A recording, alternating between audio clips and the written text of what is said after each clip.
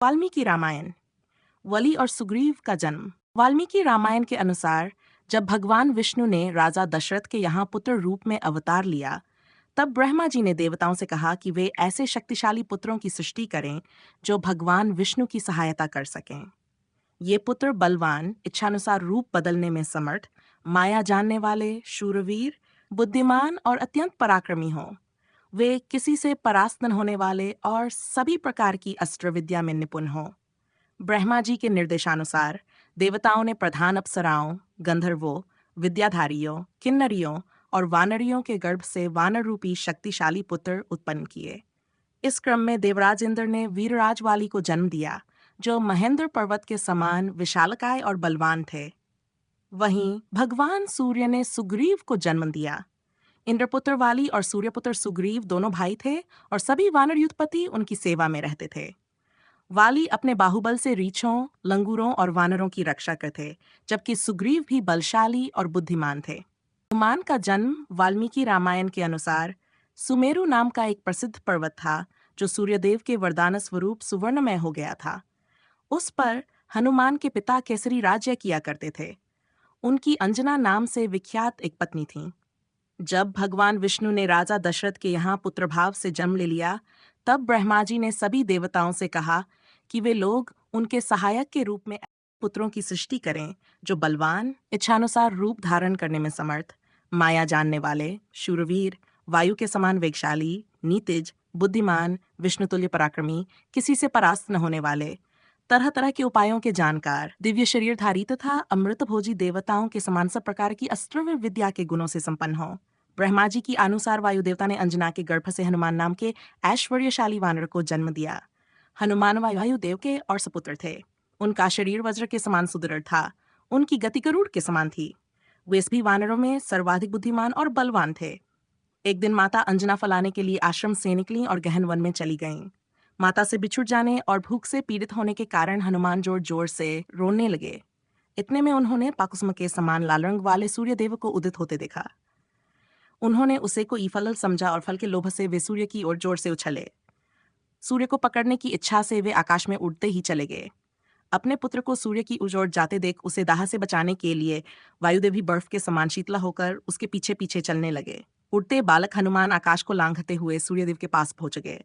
उन्हें बालक जान सूर्य ने भी उन्हें जलाया नहीं। जिस दिन हनुमान सूर्यदेव को पकड़ने के लिए उछले, उसी दिन राहु द्वारा सूर्य ग्रहण किया जाना था। हनुमान ने सूर्य के रथ के ऊपरी भाग से ज्यों ही राहु का स्पर्श किया तो वह डरकर वहां से इंद्र के पास भाग गया। हनुमान को दूसरा राहु समझकर उसने इंद्र से गुस्से में कहा कि जब वह सूर्य को ग्रस्त करने की इच्छा से वहां गया, तभी दूसरे राहु ने आकर सूर्य को पकड़ लिया। यह सुन इंद्र घबरा गए और गजराज ऐरावत पर आरूढ़ होकर उस स्थान की ओर चल दिया जहां हनुमान के साथ सूर्यदेव विराजमान थे।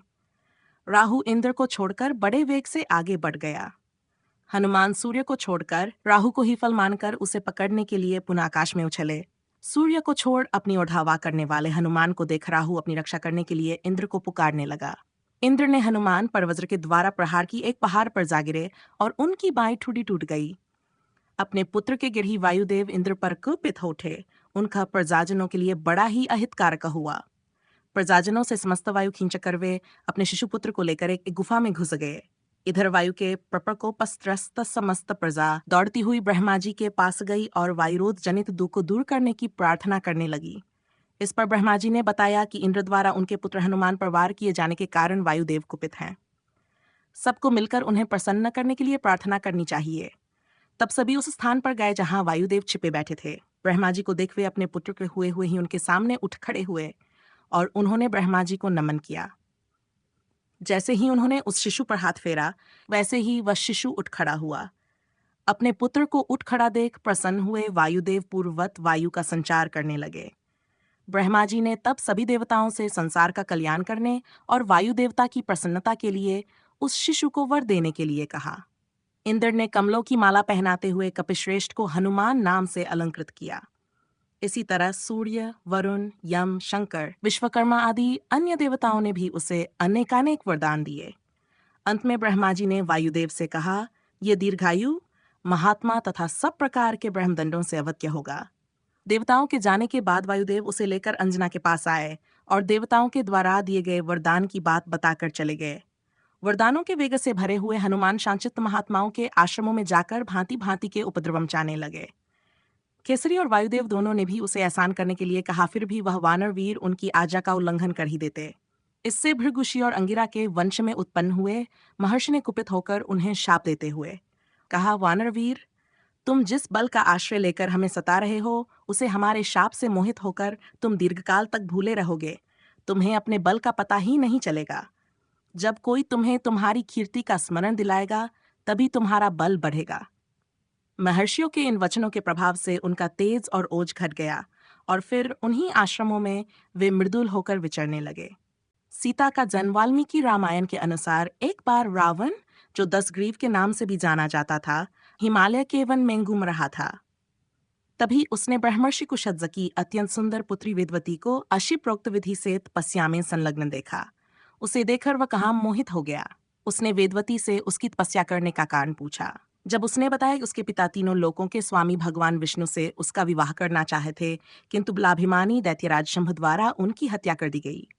अतः उसने अपने पिता के मनोरथ को पूरा करने के लिए भगवान नारायण को पति के रूप में पाने की प्रतिज्ञा की है, इसीलिए वह यह महान तप कर रही है। यह सब जान लेने पर भी रावण ने उसे अपनी पत्नी बनाने का प्रलोभन कई बार दिया, किंतु वह व्यर्थ गया। जब वह नहीं मानी, तब रावण ने अपने हाथों से उसके केश पकड़ लिए। इस पर क्रोधाभिभूत हो वेदवती ने अपने हाथों से अपने केशों को मस्तक से अलग कर दिया। फिर जलकर मरने के लिए उतावली हो अग्नि की स्थापना करके उस निशाचर को दग्ध करती हुई सी बोली, तुझ पापात्मा ने इस वन में मेरा अपमान किया है, इसलिए मैं तेरे वध के लिए फिर उत्पन्न होंगी।